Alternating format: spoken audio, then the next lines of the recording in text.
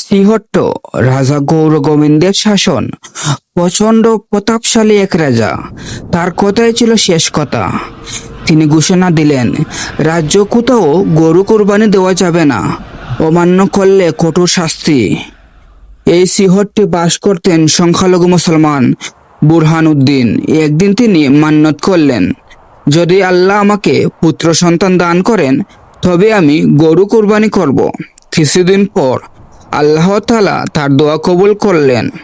তার ঘরে জন্ম নিল এক ফুটফুটে পুত্র সন্তান।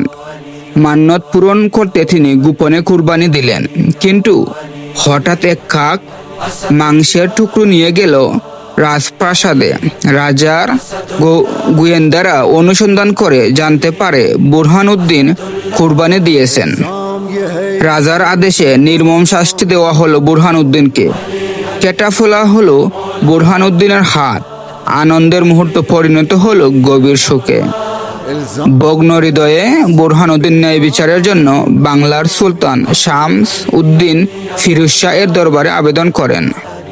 সুলতান ঘটনা শুনে দেরি না করে তার ভাগ্নে সিকান্দার গাজীর নেতৃত্বে সেনাবাহিনী পাঠালেন। কিন্তু যুদ্ধে গৌর গোবিন্দ জাদুবিদ্যার আশ্রয় নিলে সেনারা পিছু হটে যায়। এই ব্যর্থতার খবর পৌঁছে গেল দিল্লির সুলতান আলাউদ্দিন খিলজির এর কাছে।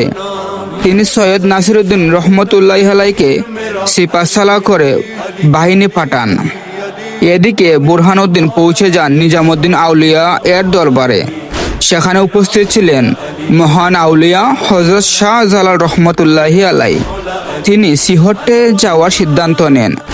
পথে পথে অনেক অনুসারী তার সাথে যোগ দেয়।